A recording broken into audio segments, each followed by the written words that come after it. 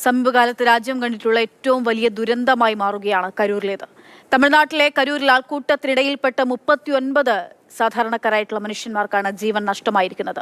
ടി.വി.കെ അധ്യക്ഷനും നടനുമായ വിജയുടെ പ്രചാരണ റാലിയിൽ എത്തിച്ചേർന്ന ആളുകളാണ്. അതിനിടയിലാണ് ദുരന്തം സംഭവിച്ചത്. ഈ മരിച്ച 39 പേരിൽ 9 പേർ കുട്ടികളാണ്, 17 പേർ സ്ത്രീകളാണ്. ചികിത്സയിലുള്ള ചിലരുടെ ആരോഗ്യനില അതീവ ഗുരുതരമായി തുടരും.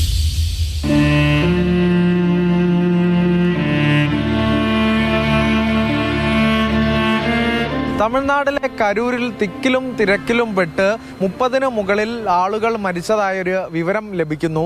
അപ്പോൾ തന്നെ ഒരു പരിഭ്രമമായിരുന്നു. പിന്നെ ഇവിടെ എത്തി കാണുന്ന ഒരു കാഴ്ച അത് മനസ്സിനെ തന്നെ മരവിപ്പിക്കുന്നതായിരുന്നു.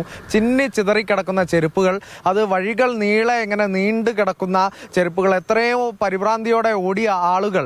എന്ത് ദയനീയമായി, എന്ത് ഭീകരമാണ് എന്ന് ആ ദൃശ്യങ്ങൾ തന്നെ തെളിയിക്കുന്നതായിരുന്നു. ആ ദൃശ്യങ്ങൾ തന്നെയായിരുന്നു രാവിലെ പ്രേക്ഷകരുടെ മുന്നിലേക്ക് എത്തിയത്. ഓരോ ദുരന്തം ഇങ്ങനെ നടക്കുമ്പോഴും നമ്മുടെയൊക്കെ ഇനി അത് ആവർത്തിക്കരുതേ എന്ന് പറഞ്ഞുകൊണ്ടാണ് നമ്മൾ ഈ സ്ഥലത്തെത്തി അത് റിപ്പോർട്ട് ചെയ്യുന്നത്. കരൂർ ആകെ വിങ്ങിപ്പൊട്ടുന്ന കാഴ്ച തന്നെയാണ് നമ്മൾ കണ്ടത്.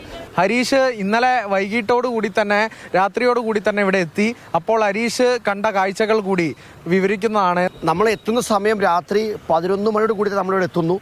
ആ സമയത്ത് വന്ന് കയറുമ്പോൾ നമ്മൾ കണ്ട കാഴ്ചകൾ അതിഭീകരമാണ്. കാരണം നമ്മൾ മുണ്ടക്കയും ചുരൽമലയും കണ്ട ആൾക്കാരാണ്.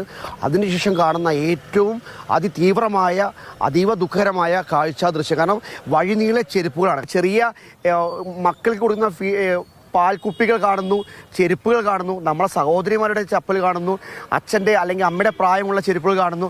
ഇത് എങ്ങനെ ഇതിനെ പറഞ്ഞ് അവതരിപ്പിക്കണം എന്നറിയില്ല. നമ്മൾ ദുരന്ത ഭൂമി എന്ന് പറയുന്ന അവിടുന്ന് വേലിച്ചായം പൊടുത്തുന്ന ഏകദേശം 1 കിലോമീറ്ററോളം പിന്നിട്ട് നമ്മൾ ഇപ്പോൾ നിൽക്കുന്നത്. ഈ ഭാഗത്ത് നോക്കുക, ഇവിടെ വരെ ചെരുപ്പുകളുണ്ട്. അതായത് പരിഭ്രാന്തരായിട്ട് ജനങ്ങൾ ഓടിയ ദൃശ്യം. ഇടയ്ക്കിടയ്ക്ക് വൈദ്യുതി വിച്ഛേദിക്കപ്പെട്ടു എന്നുള്ള റിപ്പോർട്ടുകൾ വന്നിരുന്നു.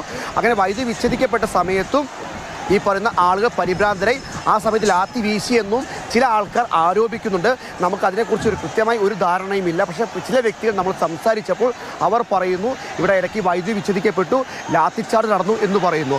അതോടൊപ്പം തന്നെ ഇലക്ട്രിക് പോസ്റ്റ് ആണെങ്കിൽ തന്നെ പിന്നെയും പോട്ടെ എന്ന് വെക്കാം. പക്ഷേ അതും പിന്നെയും പോട്ടെ എന്ന് വെക്കാം എന്ന് പറയാൻ പാടില്ല എന്ന് നമുക്കറിയാം. പക്ഷേ എന്നാൽ പോട്ടെ, ഇലക്ട്രിക് പോസ്റ്റിലല്ല, വലിയ ട്രാൻസ്ഫോമറിന് മുകളിലാണ് ജനങ്ങൾ കയറിയിരിക്കുന്നത്. അത്തരത്തിൽ വലിയ സുരക്ഷാ വീഴ്ച എന്ന് പറഞ്ഞാൽ ചെറുതല്ല വലിയ സുരക്ഷാ വീഴ്ച സംഭവിച്ചിരിക്കുന്നു. 39 പേരുടെ ജീവൻ പൊലിഞ്ഞിരിക്കുന്നു. ആര് സമാധാനം പറയും എന്നുള്ള വലിയ ചോദ്യം ബാക്കിയാണ്. കേരളത്തിൽ നിന്നെത്തിയ ആദ്യ ഒരു വാർത്താ സംഘം മാതൃഭൂമി ന്യൂസാണ്. ഇനി അങ്ങനെ ഒരു കാഴ്ച കാണാതിരിക്കട്ടെ എന്ന് ഓരോ ദുരന്ത സ്ഥലത്തും നമ്മൾ പറയുന്നതാണ്. ഇനി കരൂർ ആവർത്തിക്കാതിരിക്കട്ടെ എന്ന് നമ്മൾ പറയുമ്പോഴും ഒരുപാട് ചോദ്യങ്ങൾ ബാക്കിയാണ്. അതിന് കൃത്യമായ ഉത്തരം വേണം, അധികൃതർ നൽകണം. അതൊരു ശാശ്വത പരിഹാരമായി തന്നെ, ഒരു ഉത്തരമായി തന്നെ നമ്മുടെ മുന്നിലേക്ക് വരികയും ചെയ്യണം.